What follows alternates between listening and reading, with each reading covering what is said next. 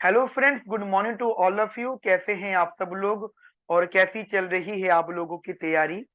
दोस्तों, आज हम लोग इंडियन इकोनॉमी का एक बहुत ही इम्पोर्टेंट कंसेप्ट डिस्कस करने वाले हैं। आज हम पी बालाकृष्ण सर का एक बहुत ही अच्छा और बहुत ही इम्पोर्टेंट आर्टिकल डिस्कस करेंगे, जिसका नाम है the recovery of India economic growth in Nehru era. देखिए, हम लोग यहाँ पे नेहरू एरा की बात कर रहे हैं, यानी पंडित जवाहरलाल नेहरू, जो कि हमारे देश के पहले प्रधानमंत्री थे। उनके उस कार्यकाल की बात करेंगे, उनकी उस एरा की बात करेंगे, जिस एरा में जिस जिस टाइम पीरियड में उन्होंने भारत के लिए अच्छी पॉलिसीज बनाई, और उन पॉलिसीज की बदौलत भारत ने काफी बड़े लेवल की इकोनॉमिक ग्रोथ को अचीव किया। देखिए, आजादी के बाद में सबसे बड़ा चैलेंज जो हम लोगों के ऊपर था, भारत के वासियों पर था, वो था भारत की गरीबी। ठीक है। और गरीबी को मिटाने के लिए पैसे की जरूरत थी, और वही चीज पंडित जवाहरलाल नेहरू जी ने फोकस किया कि पैसे कैसे कमाया जाए। देखिए, हमारी इकोनॉमी के अंदर अगर इनकम को बढ़ाना था, तो उसका एकमात्र जो है सोर्स था इंडस्ट्रियलाइजेशन। और इंडस्ट्रियलाइजेशन भी किस प्रकार, जिसमें आपकी ग्रोथ एक्सक्लेरेट करे, आपकी ग्रोथ बहुत तेजी से बढ़े।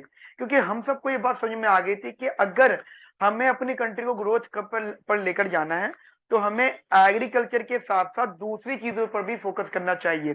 इसलिए हम सबको पता है कि हमारा फर्स्ट 5 ईयर प्लान, जो कि 1951 से लेकर 1956 तक था, उसके अंदर हमारा stability of economy main focus point था, जिसमें आप एग्रीकल्चर को मान सकते हैं। लेकिन जो हमारा सेकेंड 5 ईयर प्लान था, उसमें मेनली हमने इंडस्ट्रियलाइजेशन की बात करी। और जिस प्लान को हम, या जिस स्ट्रेटेजी को हम नेहरू महालनोबिस स्ट्रेटेजी के नाम से जानते हैं, हमने यहाँ पे हैवी गुड्स इंडस्ट्रीज के बारे में डिस्कस किया। हमने यहाँ पे ये फोकस किया कि अगर हम कैपिटल गुड्स या कंज्यूमर गुड्स में से चॉइस करें, तो हम कैपिटल गुड्स की प्रोडक्शन पे ज्यादा फोकस करते हैं। क्योंकि कैपिटल गुड्स की अगर प्रोडक्शन ज्यादा होने लगेगी, तो हम लोग कैपिटल गुड्स को फर्दर कंज्यूमर गुड्स की प्रोडक्शन में इस्तेमाल कर सकते हैं, और हम कैपिटल गुड्स को इंपोर्ट करना कम कर सकते हैं। क्योंकि उस टाइमिंग में सबसे बड़ी प्रॉब्लम क्या थी कि हम जो भी चीजें इंपोर्ट करते थे, ऑब्वियसली बात है, कंट्री का एक इंपोर्ट एक्सपोर्ट चलता था, उस टाइम भी चलता था और आज भी चलता है। तो हम उस टाइमिंग में, और जब मैं कह रहा हूँ उस टाइमिंग में, तो मैं बात कर रहा हूँ इंडिया का इंडिपेंडेंस के बाद, 1947 15 अगस्त के बाद। इवन वो चीजें ठीक है कि हमारी वो टाइम पीरियड बहुत डिसरप्टिव रहा था। ठीक है। पार्टीशन हुआ, काफी सारे राइट्स हुए, ठीक है, बहुत कुछ हुआ। बट उसके बाद अगर हम बात करें, तो एक टाइम आया 1950, जब हमारी इंडिया का नेशनल प्लानिंग कमीशन, ठीक है, जिसका गठन किया गया, जिसका फॉर्मेशन किया 15 मार्च 1950 में। राइट। तो हमारे पास ये एक प्रॉब्लम थी कि हमें किस प्रकार की गुड्स की प्रोडक्शन करनी है, क्योंकि हम लोग एक्सपोर्ट इंपोर्ट कर रहे थे। इंपोर्ट हम लोग करते थे कैपिटल गुड्स का, यानी मशीनरी टाइप गुड्स का, मशीनरी टाइप कमोडिटीज का। तो ध्यान रखना, मशीन को हम इंपोर्ट करते थे और उन मशीन को इस्तेमाल करते थे कंज्यूमर गुड्स को प्रोड्यूस करने में। और मशीनरी की कॉस्ट आप सबको पता है, उस टाइम जनरली हैवी होती है। और हम लोग स्पेशलाइज थे, जनरली हम लोग स्पेशलाइज थे कंज्यूमर गुड्स में, बहुत ज्यादा फेमस थे हमेशा से। कॉलोनियल पीरियड से हम लोग फेमस थे कंज्यूमर गुड्स में। तो हम कंज्यूमर गुड्स को प्रोड्यूस करके उसको एक्सपोर्ट किया करते थे। तो एक्सपोर्ट करने पर हमें रिटर्न में कम पैसे मिलते थे, इंपोर्ट करने पर हमें ज्यादा पैसे पे करने पड़ते थे। तो रिजल्ट ये निकल के आता था कि हमारा बैलेंस ऑफ बजट डेफिसिट में जाता था, मतलब बजट डेफिसिट बहुत बढ़ता था, जिसकी वजह से हमारी इकोनॉमी के अंदर पॉवर्टी को मिटाने के लिए, पॉवर्टी को एलिमिनेट करने के लिए पॉलिसीज लगाई तो जाती थी, लेकिन उन पॉलिसीज को रन कराने के लिए फंड नहीं हुआ करता था। जैसे कि आज की डेट में हमारे, जैसे कि आपको पता है कि अभी कोरोना आया था, तो गरीबी आने वाली थी। गरीबी का मतलब लोग भूखमरी से मरने वाले थे। एकदम से गवर्नमेंट ने राशन शॉप पर फ्री राशन जो है बंटवाना शुरू कर दिया, जो कि आज भी चल रहा है। बट उस टाइमिंग में गेहूं, चावल, चीनी, दाल, तेल, मसाले, पता नहीं क्या क्या चीजें प्रोवाइड कर रहे थे, इवन सोप तक दे रहे थे। आज सिर्फ गेहूं चावल दे रहे हैं, लेकिन आज भी वो चीज फ्री चल रही है। तो उस टाइम, तो आज की डेट में हमारे पास फंड था, या आज की डेट में हमारे पास फंड इकट्ठा करने की रिसोर्सेज थी। लेकिन ये वो दौर था, उस दौर की बात करूं, 1950 के दौर की बात कर रहा हूं, जब हमारे पास में ना तो फंड था और ना ही फंड को रेज करने के सोर्सेज थे। तो पंडित जवाहरलाल नेहरू जी के पास में एकमात्र जो चैलेंज था वो था टू एलिमिनेट द पॉवर्टी, जिसके लिए फंड की जरूरत थी, लेवल ऑफ इनकम को बढ़ाने की जरूरत थी। तो उसी के तहत ये टॉपिक हम आज डिस्कस करेंगे। इसी टॉपिक में हम लोग ये पढ़ेंगे कि पंडित जवाहरलाल नेहरू जी और उनके साथ में जो दूसरे इकोनॉमिक्स थे जैसे महालनोबिस, इन इन लोगों ने मिलके, या जो हमारा सेकंड 5 ईयर प्लान था उसके अकॉर्डिंगली कैसे चीजों में बदलाव किए गए, कैसे पॉलिसी लाए गए। ठीक है, हाँ एक बात और भी है, ऐसा जरूरी नहीं है कि किसी भी पर्सन की पॉलिसी को या किसी भी पर्सन के, जनरल पर्सन के डिसीजंस को हर कोई फेवर करे। काफी लोग उसके अगेंस्ट भी होते हैं। तो वही बात पंडित जवाहरलाल नेहरू जी के लिए भी थी कि उनकी भी जो है काफी लोग अगेंस्ट थे। ठीक है, काफी लोग अगेंस्ट थे उनके, इसी वजह से जैसे जैसे कुछ लोगों ने तो ये भी कहा था कि पंडित जवाहरलाल नेहरू जी के टाइमिंग में जो बर्बादी हुई थी उसे वेस्टेड पास्ट के नाम से जाना जाएगा, यानी बर्बाद अतीत। दास एंड श्रीनिवासन इनकी एक बुक है जिसमें उन्होंने नेहरू वाले एरा में नेहरू एरा को एक वेस्टेड पास्ट के नाम से रिप्रेजेंट करा है। चलिए शुरू करते हैं हम लोग अपनी आज की क्लास का डिस्कशन। आज हम बहुत सारी चीजें डिस्कस करेंगे। तो फर्स्ट ऑफ ऑल एक एक करके हम डिस्कस करेंगे। उससे पहले मैं आपको बता देता हूं कि अगर आप हमारे चैनल पे न्यू हैं तो प्लीज हमारे चैनल को सब्सक्राइब करिए, लाइक करिए और शेयर करिए।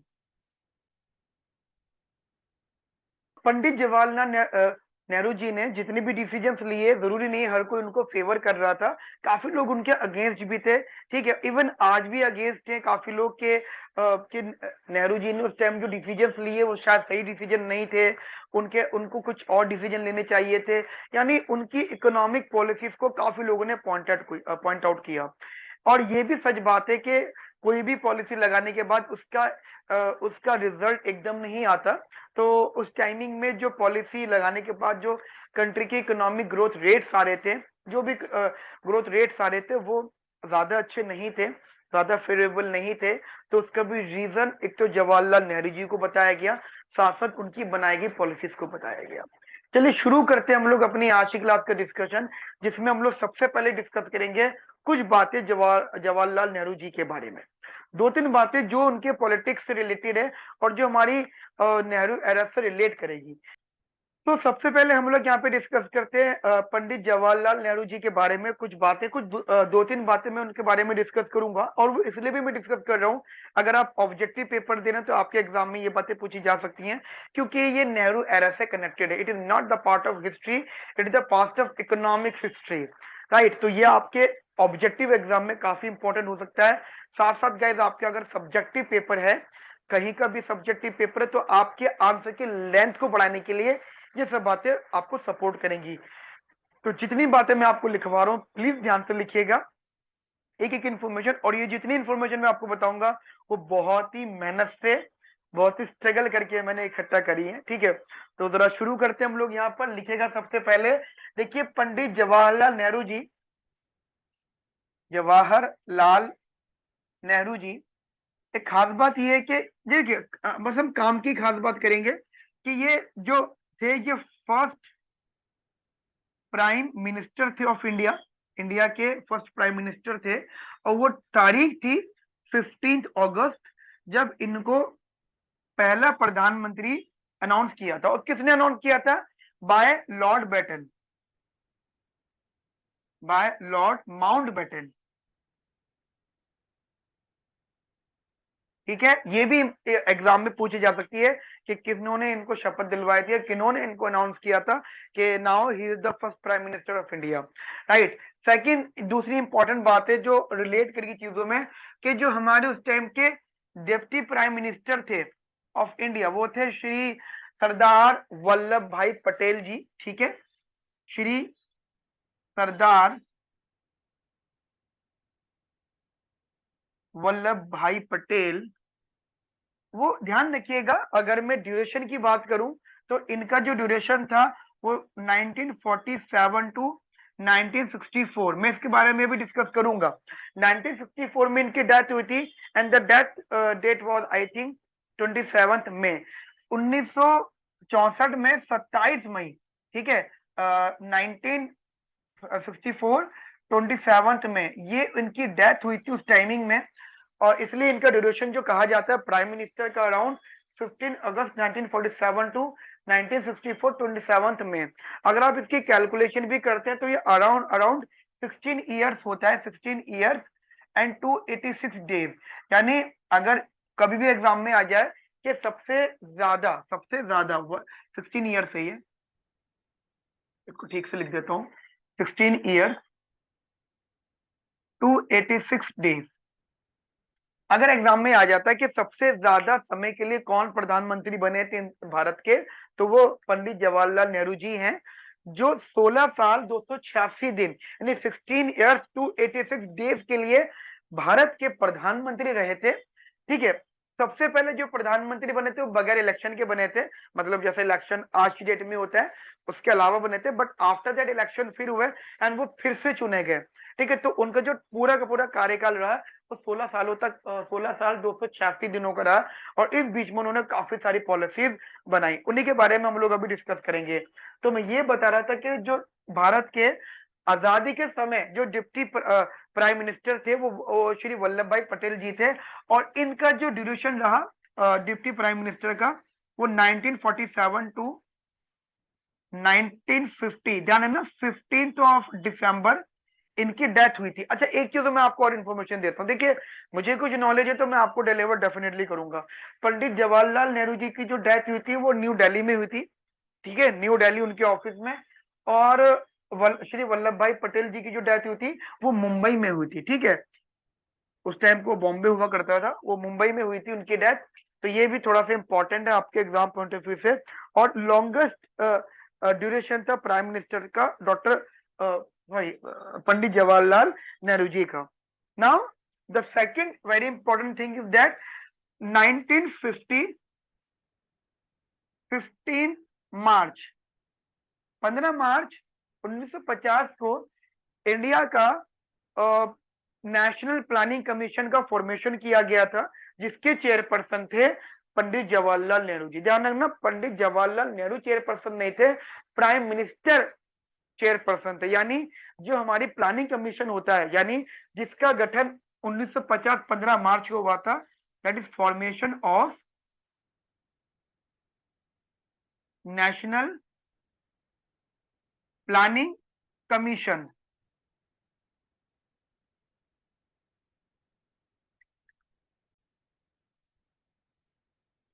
तो हमारा नेशनल प्लानिंग कमीशन 1950 15 मार्च को फॉर्म्ड हुआ था। ठीक है, और कुछ हिस्टोरिक जो कुछ हिस्ट्री में ये भी आता है कि एक्चुअली ये 1938 में बन चुका था, या इसका आइडिया 1938 में आ चुका था। वो भी कब, जब नेशनल कांग्रेस पार्टी के प्रेसिडेंट सुभाष चंद्र बोस जी बने थे। यानी सबको ही पता था कि अगर हमें अपनी कंट्री की ग्रोथ करनी तो हमें कोई ऐसा इंस्टीट्यूशन बनाना पड़ेगा जिसका काम होगा सिर्फ और सिर्फ प्लानिंग करना।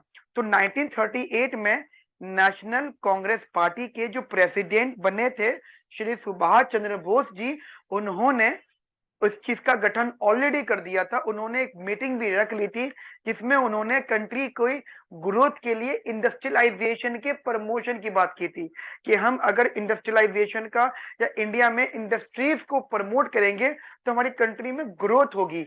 मैं ये नहीं कह रहा हूं कि इसकी फॉर्मेशन 1938 में हुई थी, 1938 में इसकी स्टार्टिंग हो चुकी थी, इकोनॉमिक ग्रोथ के बारे में बात करना हो चुका था स्टार्ट। तो ये वो पीरियड था जब हम बात कर रहे थे कंट्री की ग्रोथ के बारे में। तो अभी जो हम डिस्कस कर रहे हैं दैट इज नेहरू एरा। देखिए एक एक चीज को डिस्कस करेंगे बहुत अच्छे तरीके से। मेरी कोशिश ये रहेगी आप लोगों के साथ में कि आपको मैं एक एक बात बहुत डिटेल में समझा दूं। ठीक है, तो अभी मैं डिस्कस कर रहा हूं नेहरू एरा, यानी एक ऐसा टाइम पीरियड जिसको नेहरू एरा नाम दिया गया। अगर मैं आपको वो डिजिट्स में समझाऊं तो नेहरू एरा का मतलब था एक टाइम पीरियड जो कि अराउंड था 15 मार्च 1950 से लेकर 27 मई 1964। ये सारे डेट्स फैक्ट्स आप प्लीज याद रखिएगा। इंडियन इकोनॉमी में थ्योरी के साथ साथ ये फैक्ट्स भी याद रखना जरूरी होता है। ये वो पीरियड था जिसको हमने नेहरू एरा बोला। नेहरू एरा का मतलब हो गया नेहरू जी का वो कार्यकाल जिसमें उन्होंने इंडिया की इकोनॉमिक पॉलिसीज में डिसीजन लिए, क्योंकि उनके डिसीजन लेना का मतलब ये था, क्योंकि वो नेशनल प्लानिंग कमीशन के, इंडिया की प्लानिंग कमीशन के चेयरपर्सन थे। और ये बातें आपको पता है कि चेयरपर्सन प्रधानमंत्री होता है। तो एंड ऑफ द डे कितने भी डिसीजन लिए जाएं, वो आखिर में प्रधानमंत्री के पास ही पहुंचते हैं। और फिर जो डिस्कशन, मान लीजिए सिग्नेचर होते हैं, तो उनकी होते थे, वो उन्हीं के नाम से जाने जाते हैं। ठीक है, वो बात इधर भी हुई थी, नेहरू एरा में भी वो बात हुई है। और वो किस प्रकार हुई है, दैट इज जो हम आगे अभी पढ़ेंगे, डिस्कस करेंगे, नेहरू महालनोबिस स्ट्रेटेजी के नाम से। लेकिन उससे पहले हम लोग थोड़ा सा नेहरू एरा के बारे में यहाँ पे डिस्कस करेंगे।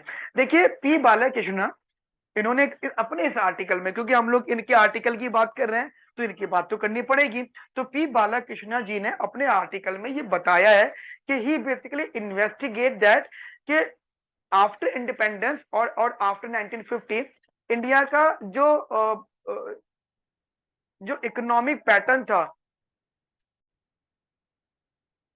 इंडिया का जो इकोनॉमिक पैटर्न था या फिर ग्रोथ पैटर्न था, वो किस प्रकार था, किस तरीके से इंडिया के अंदर ग्रोथ हो रही थी, किस तरीके से इंडिया के अंदर चीजें चल रही थी, ये इनका बेसिकली मेन कंसेप्ट है। इन्होंने पैटर्न ऑफ ग्रोथ को रिसर्च किया, स्टडी करा, और इन्होंने ये पाया कि काफी सारे इकोनॉमिक्स, काफी सारे थ्योरिस्ट जवाहरलाल नेहरू जी के अगेंस्ट थे।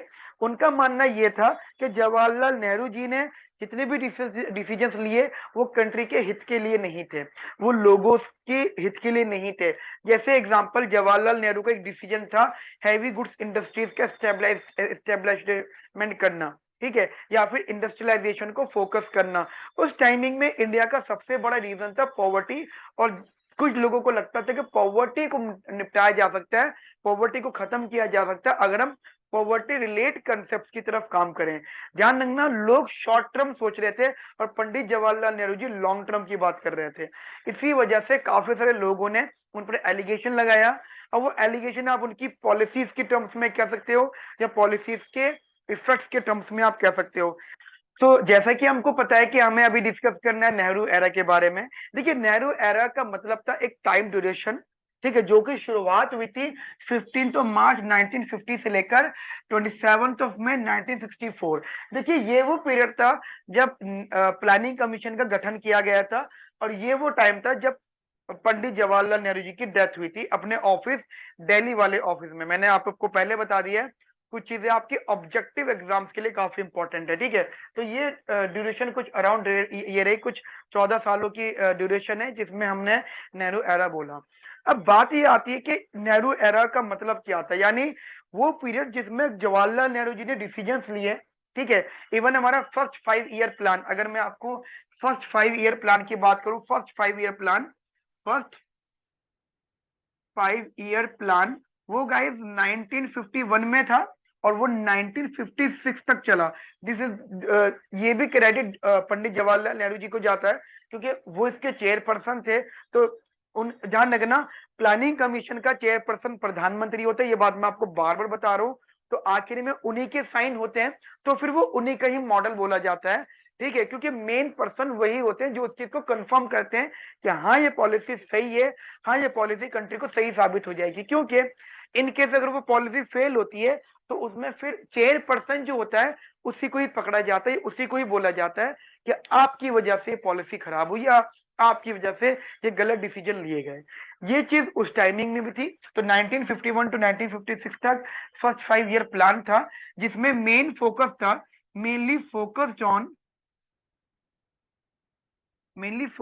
ऑन स्टेबिलिटी ऑफ इकोनॉमी, यानी इकोनॉमी की स्टेबिलिटी फोकस था। और ध्यान रखना, सबसे इंपॉर्टेंट लेवल पे था एग्रीकल्चर।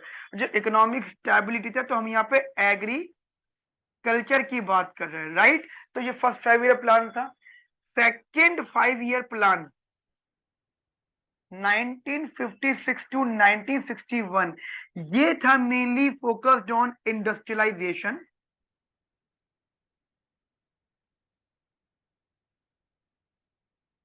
ठीक है। और फिर थर्ड 5 ईयर प्लान जो था, जिसके बारे में हम लोग बाद में बात करेंगे, उसके अंदर इन दोनों को ही लिया गया। तो ये जो इंडस्ट्रियलाइजेशन है, यही जो है हमारा नेहरू एरा का सबसे इंपॉर्टेंट पॉइंट है जिसके बारे में पूरा का पूरा ये आर्टिकल है। पूरा का पूरा आर्टिकल इस सेकंड 5 ईयर प्लान पर, फर्स्ट 5 ईयर प्लान कोई बात ही नहीं है, सेकंड पर है ना थर्ड पे ना फर्स्ट पे, सिर्फ सेकंड 5 ईयर प्लान के लिए है। तो ये जो 1956 में डिसीजन लिया गया, वो डिसीजन लिया गया after after the Mahalanobis theory, जिसके बारे में हम लोग अभी आगे बात करेंगे। लेकिन मैं सबसे पहले आपको समझाना चाहता हूं कि नेहरू जी की थ्योरी को काफी लोगों ने क्रिटिसाइज करा। इवन नेहरू जी को खुद को काफी सारे एलिगेशन का फेस करना पड़ा उनकी पॉलिसीज के टर्म्स में या उनकी पॉलिसीज के इफेक्ट्स के टर्म्स में। लेकिन कुछ इकोनॉमिस्ट, इवन पी बालाकृष्णा खुद ये बोलते हैं कि भले पंडित जवाहरलाल नेहरू जी को काफी सारे एलिगेशन को फेस करना पड़ा, काफी सारी चीजों को फेस करना पड़ा, लेकिन इन्हीं के टाइम पीरियड में इन लोगों ने या इस टाइमिंग के लोगों ने कंट्री की स्टैग्नेटेड सिचुएशन को ट्रांसफॉर्म होते हुए देखा था to the sustained economic growth की तरफ। यानी at the time of independence हम लोग बहुत ही स्टैग्नेटेड एरा में थे। हमारा हमारा पूरा का पूरा जो सिस्टम था बहुत ही खराब था, लेकिन उसी चीज को ट्रांसफॉर्म किया गया, और वो भी ट्रांसफॉर्म किया गया बाय पंडित जवाहरलाल नेहरू जी की साइड से, और वो एक सस्टेन इकोनॉमिक ग्रोथ जो हम हासिल कर पाए। और मैं देखिए बात, कुछ इकोनॉमिक्स ने एक टर्म भी यूज किया इनके लिए, नेगेटिव टर्म, उसका नाम, उस टर्म का नाम है अ वेस्टेड पास्ट। मैं आपको बताना चाहूंगा ये कुछ बातें माइनर माइनर सी बातें जो मैं आपको बता रहा हूं, क्योंकि पेपर में इन्हीं सब चीजों का इस्तेमाल होगा। That is a wasted past. Hindi में इसका मतलब होता है बर्बाद अतीत, नहीं बर्बाद पास्ट कह सकते हो आप इसे। ठीक है, ये बताया था दो इकोनॉमिक्स ने, दास एंड श्री निवासन। ठीक है, श्री निवासन, ये दो इकोनॉमिक्स ने बताया था कि भैया ये जो था ये वेस्टेड पास्ट था। लेकिन जो जो जवाहरलाल नेहरू जी को सपोर्ट कर रहे थे उनका ये भी मानना था, ध्यान रखना, दोनों व्यूज थे, पॉजिटिव व्यूज भी थे और नेगेटिव व्यूज भी थे। जो सपोर्ट कर रहे थे वो कह रहे थे कि कंट्री की जो सेंटर्ड यानी 20वीं सेंचुरी की अगर सेंटर्ड ग्रोथ पीरियड था तो वो था 1950। 1950 was the centred growth period, यानी यही वो पीरियड था जहां से हमारी ग्रोथ होने की शुरुआत होती गई, हल्के हल्के हल्के करके कंट्री ने शुरुआत करी। क्यों? क्योंकि जैसे हम लोग आजाद हुए, बस हमारा ये टारगेट था, या फिर पंडित जवाहरलाल नेहरू का ये टारगेट था कि मैं कुछ भी करके अपने अपने पास्ट को, हम अपने पास्ट को, जो हमारे कॉलोनियल इंडिया, जो हम जब ब्रिटिशर्स के गुलाम थे उन टाइमिंग में जितनी भी चीजें खराब हो गई थी उनको सही करना है, वो हमारा मेनली यहाँ पे टारगेट था। तो पंडित जवाहरलाल नेहरू जी की थ्योरी को, उनके एरा को काफी नेगेटिव भी व्यूज मिले, काफी पॉजिटिव व्यूज भी मिले। इवन अगर एग्जाम में आ जाता है कि नेगेटिव व्यूज के बारे में बात करें तो ये सबसे बड़ा व्यू है। ठीक है, अब इसके बारे में डिटेल अलग से पढ़ने के लिए फिर वो आप मैं आपको नोट्स प्रोवाइड करूंगा कि थोड़ा सा मैंने आर्टिकल, थोड़ा सा पैराग्राफ इस पे भी लिखा हुआ है। ठीक है, दास एंड श्रीनिवासन ने इसको क्यों बोला था, ये इसके नेगेटिव सेंस में आ जाता है। इनके पॉजिटिव सेंस में सबसे इंपॉर्टेंट बात हमारी ये आ जाती है। दूसरा, ट्रांसिशन ग्रोथ आ जाएगा from stagnated to the sustained economic growth, right. Okay, now चीजें आगे बढ़ी यहाँ पर, और यहाँ पे कंसेप्ट निकल के आया है, जैसे कि आपको पता है कि 1950 के बाद में नेहरू जी ने प्लानिंग में इन्वॉल्वमेंट करनी शुरू कर दी थी। एक टाइम आया 1955 जब एक इकोनॉमिक्स, या आप कह सकते हो स्टैटिस्टिशियन, जिनका नाम था महालनोबिस, पीसी महालनोबिस। ठीक है, महालनोबिस, उन्होंने एक ऐसे लिखा जिसके अंदर कंट्री की ग्रोथ का एक नया नया कह सकते हो स्ट्रक्चर तैयार किया, जिसमें उन्होंने ये बताया, मतलब बेसिक लेवल पे उन्होंने बताया कि अगर हमें कंट्री की ग्रोथ करनी है तो हमें अपना प्रोडक्शन प्रोसेस बदलना पड़ेगा। वो शायद इस वजह से भी था क्योंकि टिल 20वीं सेंचुरी तक हमें समझ में आ गया था कि अगर ग्रोथ करनी तो जीडीपी पे फोकस करो, जीडीपी यानी ग्रॉस डोमेस्टिक प्रोडक्ट, इस पे फोकस करो। इस पे फोकस करने का मतलब तो अपनी प्रोडक्शन की तरफ देखो। तो महालनोबिस जी ने ये समझाया कि हमें अपने प्रोडक्शन को थोड़ा सा बदलना पड़ेगा। प्रोडक्शन को किस तरीके से बदलना पड़ेगा वो पढ़ते हैं अभी हम लोग, अभी डिस्कस करते हैं। मैं पहले इसको रफ कर देता हूँ। गैस ध्यान रखना, मैं आपको नोट्स प्रोवाइड करूंगा, लेकिन उन नोट्स में से भी मैं वेरी शॉर्ट थिंग आपको लिखवा रहा हूँ। आप प्लीज एक एक बात कॉपी में लिखिएगा, और जितनी बात मैं ओरल बता रहा हूँ, if possible for you video को रोक कर कोई जगह काम की बात सुनने को मिली है आपको तो वो लिखते रहो, ठीक है। चलिए हम आगे बात करते हैं। अगला जो मेरा टॉपिक है उसकी जो हेडिंग है that is Nehru Mahalanobis strategy. ध्यान रखना, सेकंड 5 ईयर प्लान जो कि इंडस्ट्रियलाइजेशन पर बेस्ड था, उसका नाम ही था एनएम स्ट्रेटेजी, यानी नेहरू महालनोबिस स्ट्रेटेजी। मैं लिखता हूं आपके लिए हेडिंग यहाँ पे, that is Nehru Mahalanobis strategy. Nehru Mahalanobis strategy, Nehru Mahalanobis strategy. देखिए ध्यान रखिएगा, पहली बात तो ये है कि ये जो स्ट्रेटेजी है ये आपकी सेकंड 5 ईयर प्लान का नाम है, ठीक है, जो कि 1956 से लेकर 1961 तक चली थी। ये आपका सेकंड 5 ईयर का प्लान है। It is also known as NM strategy. समझ में आई मेरी बात आप लोगों को? देखिए जो जैसे कि मैंने आपको बताया, Mahalanobis was the leading statistician of India and he wrote an essay on growth. मैं रिपीट कर रहा हूं कुछ पॉइंट से। Mahalanobis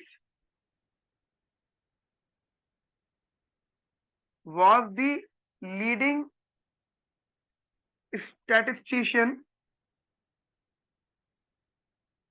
of India at that time। मैं आपको बताना चाहता हूं ही वॉज द पर्सन जिन्होंने इंडियन स्टैटिस्टिकल इंस्टीट्यूट का स्टार्टिंग करी। ये उसके फाउंडर हैं, इंडियन स्टैटिस्टिकल इंस्टीट्यूट। जो लोग मास्टर्स इन इकोनॉमिक्स की तरफ जाते हैं उनको शायद इसके बारे में पता होगा। शॉर्ट फॉर्म में हम लोग आईएसआई बोलते हैं उसे, इंडियन स्टैटिस्टिकल इंस्टीट्यूट। वर्ल्ड में इस आईएसआई का बहुत नाम है, इंडियन स्टैटिस्टिकल इंस्टीट्यूट का वर्ल्ड में काफी बड़ा नाम है। क्लियर? चलिए, इन्होंने ही wrote an essay on growth. ध्यान रखना, ग्रोथ पर उन्होंने ऐसे लिखा था। ये बात मैं आपको इसलिए बता रहा हूं, आपको समझाना पड़ेगा एग्जामिनर को कि क्यों इनका नाम इन्वॉल्व हुआ, ठीक है। और ध्यान रखना, उन्होंने कहा था कि अगर, एंड ही सेज दैट, अच्छा आर्टिकल कब लिखा था? In 1955। And he says that if we want to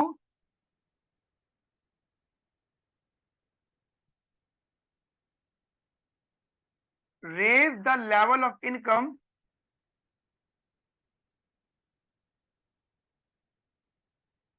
then industrialization is the only source। उनका मानना ये था कि अगर हमें अपनी कंट्री के अंदर लेवल ऑफ इनकम बढ़ाना है, ठीक है, क्योंकि देखो पॉइंट ये था कि हर कंट्री में इकोनॉमिक्स का एक टारगेट रहता है कि लेवल ऑफ इनकम बढ़ाओ, क्योंकि एंड ऑफ द डे मैंने क्या बोला, समझ में आ चुका था कि जीडीपी को बढ़ाना है, क्योंकि जीडीपी ही था जिसमें हमें प्रॉब्लम फेस करने को मिली थी। GDP something what, employment, output, income. तो जीडीपी सब में कवर हो रहा था, सब चीज में कवर हो रहा था, क्योंकि अगर इनकम अच्छी होगी, जीडीपी अच्छा होगा, एम्प्लॉयमेंट अच्छा होगा, आउटपुट अच्छा होगा, then everything basically becomes very good, right. तो ये चीजें चल रही थी। अब पॉइंट ये था कि जैसे कि उन्होंने समझाई ये चीज, तो जैसे कि आपको पता है कि जो भी थ्योरी थी या जो भी स्ट्रेटेजी थी उसका डिस्कशन किया जाएगा प्लानिंग कमीशन में। और प्लानिंग कमीशन के चेयरपर्सन कौन थे? पंडित जवाहरलाल नेहरू जी। तो ये चीज जब पंडित जवाहरलाल नेहरू जी के पास में आई तो उन्होंने भी अपने व्यूज दिए, क्योंकि पंडित जवाहरलाल नेहरू भले इकोनॉमिक्स नहीं थे, बट वो भी अच्छी खासी पॉलिसीज को बनाया करते थे, अच्छी खासी पॉलिसीज को सजेस्ट किया करते थे। तो क्योंकि वो इंडिया की प्लानिंग कमीशन के चेयरपर्सन थे, तो उन्होंने भी काफी, और उन्होंने ये भी बताया कि हम लोग बहुत टाइम से इसी सब चीजों के पीछे पड़े हुए हैं, इन्हीं सब चीजों के बारे में फोकस कर रहे हैं कि कैसे हम इंडस्ट्रियलाइजेशन को सपोर्ट करें। महालनोबिस जी ने इंडस्ट्रियलाइजेशन को आगे बढ़ाने का, क्योंकि उन्होंने मेन रीजन बता दिया था। और मजे की बात क्या थी, जो नेहरू जी के अगेंस्ट थे उन सबको एक रीजन बता दिया था कि क्यों नेहरू जी इंडस्ट्रियलाइजेशन पे फोकस करें। इसलिए 1956 में जो हमारा मेन सेकंड 5 ईयर प्लान हुआ, उसमें जो मेन फोकस किया गया था वो था इंडस्ट्रियलाइजेशन। ठीक है, वो क्या था? इंडस्ट्रियलाइजेशन। और मजे की बात, जो ये तो इम्प्लीमेंटेशन, ये तो स्टार्ट हुआ, ये सोचना शुरू हुआ, लेकिन आफ्टर 1960 1960 में हमारा इंडिया इंडस्ट्रियलाइजेशन में काफी ऊपर आ चुका था। यानी जो हमारी इंडिया की हाई पॉपुलेशन एग्रीकल्चर में इन्वॉल्व थी, वो 1960 आते आते इंडस्ट्रियलाइजेशन में आ चुकी थी। तो कहीं ना कहीं कंट्री को सपोर्ट मिल रहा था। एक तो हमारा वर्क वर्क स्ट्रक्चर में भी, ठीक है, वर्क स्ट्रक्चर ट्रांसफॉर्म हो चुका था। जो लोग एग्रीकल्चर में थे वो लोग सिंपली इंडस्ट्रियलाइजेशन में भी आ चुके थे, इंडस्ट्रीज में भी आ चुके थे। तो कहीं ना कहीं पंडित जवाहरलाल नेहरू जी की पॉलिसी थी वो सही साबित हो रही थी, लेकिन काफी लंबा समय लगा उनकी पॉलिसी का इम्प्लीमेंटेशन होने में और उनकी पॉलिसीज के रिजल्ट आने में। तब तक काफी लोग उनको काफी बड़े लेवल का क्रिटिसाइज कर चुके थे। नाउ अब वापस आते हैं हम लोग अपनी थ्योरी पे। अब थ्योरी हमारी क्या थी? जो उन्होंने आर्टिकल लिखा, महालनोबिस का मानना यह था कि अगर हमें अपनी कंट्री में इनकम बढ़ाना है तो इंडस्ट्रियलाइजेशन ही कोई बढ़ाना पड़ेगा। और इंडस्ट्रियलाइजेशन का मतलब हो गया था that is what acceleration growth. It is basically through acceleration growth, right. अच्छा, एक पॉइंट ये भी था इनके साथ में कि मान लीजिए हमारे पास में फंड है, पैसा है, तो उस पैसों को हम कहाँ लगाएं? तो दो तरह के गुड्स की बात हो रही थी, क्योंकि इंडस्ट्रियलाइजेशन तो हो गया, एक तो ये पॉइंट हो गया। नाउ एक अगला डिबेट हुआ कि किस टाइप की चीजों की हम प्रोडक्शन करेंगे। Now the important situation comes now कि what type of goods basically produced in the economy। तो नेहरू जी ने सजेशन दिया, महालनोबिस ने आपस में मिलकर डिसाइड किया। देखिए, किसी भी गुड्स की बात करते हैं प्रोडक्शन में, तो हमारे पास दो तरह के कमोडिटीज होती हैं, दो तरह के गुड्स होते हैं। एक होता है हमारा कैपिटल गुड्स, एक होता है हमारा कंज्यूमर गुड। जो कैपिटल गुड होता है वो इसलिए बनाया जाता है क्योंकि हमें फर्दर प्रोडक्शन में उसको इस्तेमाल किया जा सके, जैसे मशीनरी। एक होता है कंज्यूमर गुड, कंज्यूमर गुड वो होता है जो फाइनल कंजम्पशन के लिए बनाया जाता है, जैसे हमारे डेली बेसिस की कमोडिटीज, फूड वगैरह। अब नेहरू जी को ये बहुत बड़ी बहुत अच्छा एक्सपीरियंस था। उनको ये समझ में आ चुका था कि हम जो है इंपोर्ट करते हैं महंगी चीजों का, एक्सपोर्ट करते हैं सस्ती चीजों का। इंपोर्ट करते हैं मशीनरी का जो कि महंगी आती है, एक्सपोर्ट करते हैं सस्ती चीजों का जो कि कंज्यूमर गुड्स हुआ करते थे। तो नेहरू जी का मेन फोकस था कि हम अपना इंपोर्ट सब्स्टिट्यूशन कर देते हैं। यानी हम ये ट्राई करते हैं, या जरूरत भी नहीं इंपोर्ट सब्स्टिट्यूट करने की। हम लोग जो जो चीज इंपोर्ट कर रहे हैं उसको हम खुद ही बनाना शुरू कर देते हैं। यानी हम अपनी कंट्री के अंदर कैपिटल गुड्स को बनाना शुरू कर देते हैं, मतलब मशीनरी को बनाना शुरू कर देते हैं। अब काफी सारे लोगों ने बोला कि मशीनरी तो एक ऐसी चीज होती है जो एक बार बन जाएगी, फिर वो साल दर साल डेप्रिशिएट होगी। तो वहां पर भी उन्होंने इस चीज को समझा दिया कि नहीं, मशीनरी या जो कैपिटल गुड्स होते हैं ये कभी भी डिमिनिशिंग रिटर्न्स नहीं देते, ये कभी भी डिमिनिशिंग रिटर्न्स नहीं देते। एक्चुअली जो कैपिटल गुड्स होते हैं या मशीनरी टाइप कमोडिटीज होती है, गुड्स होते हैं, इनको इनको बनाने के बाद इनका इस्तेमाल फर्दर प्रोडक्शन में किया जाता है। और जिसकी वजह से जब हम फर्दर प्रोडक्शन में करते हैं तो उससे हमारा आउटपुट और इंक्रीज करता है। तो अगर आपके माइंड में डेप्रिसिएशन घूम रहा है तो डेप्रिसिएशन चलिए मान लीजिए होगा, लेकिन डेप्रिसिएशन से कहीं ज्यादा उस मशीनरी को इस्तेमाल करके हमने प्रोडक्शन में हेल्प ले ली। तो ये नेहरू जी और महालनोबिस के व्यू थे इस चीज को लेकर, जो कि अभी शुरू हुए हैं। कुछ व्यूज हैं यहाँ पर इन दोनों के, जैसे कि उन्होंने ये चीज समझा दी थी कि हम ऐसे इसलिए कर रहे हैं क्योंकि हमें अपनी कंट्री में पॉवर्टी को एलिमिनेट करना है, टू एलिमिनेट द पॉवर्टी। और ये पॉवर्टी तभी एलिमिनेट हो सकती है कि हमारी इकोनॉमी के अंदर जीडीपी बढ़ेगा। और जीडीपी कब बढ़ेगा? जब हम उन सब चीजों को खरीदना बंद कर देंगे जो महंगी है, और जो महंगी चीजें हम खुद बनाना शुरू कर देंगे। तो अगर बात करें हम सेक्टर्स की, प्रोडक्शन सेक्टर की, तो वो दो तरह के हमारे पास सेक्टर थे। एक था कंज्यूमर गुड सेक्टर, एक था कैपिटल गुड सेक्टर। जैसा कि मैंने आपको बताया है, तो सेक्टर्स में दो तरह के सेक्टर्स हो गए हमारे पास। नंबर वन, जो सेक्टर्स थे, we have two sectors. Number one, capital good sector, number 2 consumer good sector.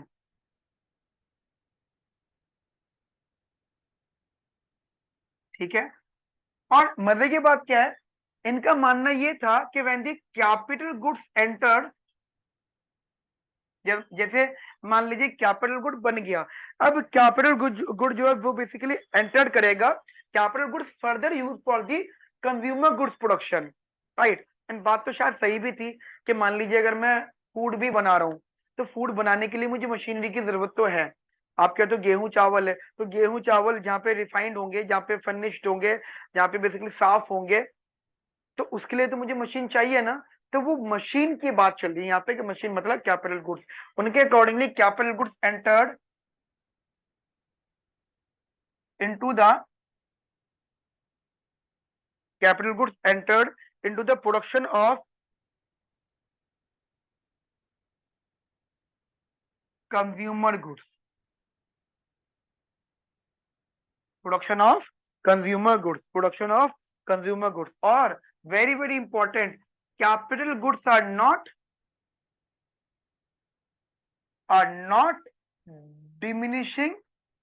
Diminishing return,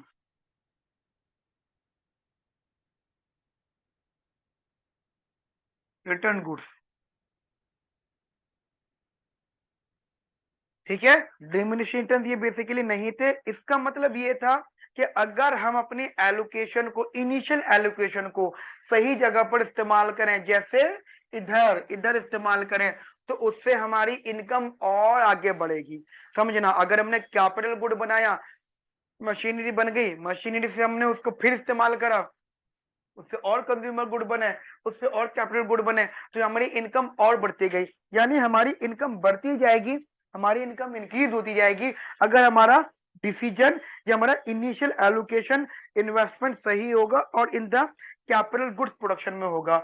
अगर हम अपना इन्वॉल्वमेंट रखेंगे, अगर आप कह सकते हो क्या, if initial allocation allocation of investment, if initial allocation of investment to production of capital goods to production of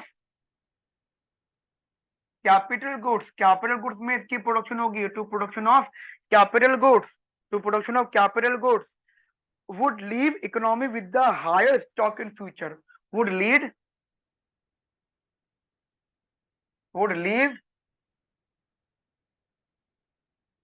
economy with the higher stock in future। तो ये कहीं ना कहीं नेहरू महालनोबिस ने कैपिटल गुड्स पे फोकस किया, कैपिटल गुड्स के लिए तारीफ करी, और ये समझा दिया कि हमें अगर कंज्यूमर गुड्स और कैपिटल गुड्स में से ये चॉइस करने की, हमें अपना लिमिटेड फंड कहाँ पे लगाना है, लिमिटेड इन्वेस्टमेंट कहाँ पे इन्वेस्ट करनी है। तो ये क्लियर कट इन सबको कंफर्म हो चुका था कि इससे हम सिर्फ और सिर्फ कैपिटल गुड्स को बनाएंगे। जिनके बाद में ये रिजल्ट निकल के आया कि हैवी गुड्स इंडस्ट्रीज का काफी बड़ा प्रपोर्शन हमारी इकोनॉमी में देखने को मिला। हैवी गुड्स इंडस्ट्री का मतलब ये तो शुरुआत थी, ये तो इनिशियल कैपिटल था, इनिशियल इन्वेस्टमेंट था, लोकेशन था। आगे चल के इकोनॉमी बढ़ती गई और मैक्सिमम जिस चीज को काफी सारे इकोनॉमिक्स ने नेगेटिव भी बोला, इवन आगे चल के हम पढ़ेंगे, वकील ब्रह्मानंद का कंसेप्ट है, जो जो कहते थे वेज गुड्स के बारे में, कंज्यूमर गुड्स को सपोर्ट कर रहे हैं। यानी आगे का जो डिबेट रहेगा वो हैवी गुड्स इंडस्ट्रीज और वेज गुड इंडस्ट्रीज या कंज्यूमर गुड इंडस्ट्रीज के बारे में डिस्कस किया जाएगा। तो गाइस आज की क्लास हम लोग कितनी रखते हैं, अभी की क्लास हम लोग कितना रखते हैं। तो जैसा कि आपने देखा है कि मैंने आपको बहुत मेहनत से पढ़ाया है, तो मेरा ये सजेशन आप लोगों के लिए ये बिल्कुल रहेगा कि आप भी बेटा उतनी मेहनत से पढ़िए जितनी मेहनत मैं आप लोगों के साथ कर रहा हूँ। प्लीज अभी वीडियो को रोकना मत, तो थोड़ा सुन लीजिएगा। देखिए, अगर आप हमारे चैनल पे नहीं हुए तो प्लीज चैनल को सब्सक्राइब करिए, लाइक करिए, शेयर करिए। ये बात मुझे सबसे पहले कहनी चाहिए थी, लेकिन मैंने पहले पढ़ाना सही समझा, और ये मुझे लगता है अगर आपको वीडियोस अच्छी लगेंगी तो आप अपने आप सब्सक्राइब करेंगे, ठीक है, लाइक करेंगे, शेयर करेंगे। मेरी एक रिक्वेस्ट आप लोगों से सबसे कि प्लीज कमेंट जरूर करिए, क्योंकि जब आप कमेंट करेंगे तो उससे हमें काफी मोटिवेशन मिलेगा। वट एवर द कमेंट, कुछ भी कमेंट हो, कमेंट जरूर करिए, कुछ भी करिए, उससे मोटिवेशन मिलेगा और हम फिर आपका आगे का कंसेप्ट उसी बेसिस पे हम आपको प्रोवाइड करेंगे, ठीक है। तो मिलते हैं नेक्स्ट सेशन में। Okay friends, have a nice day. Thank you, bye bye, take care.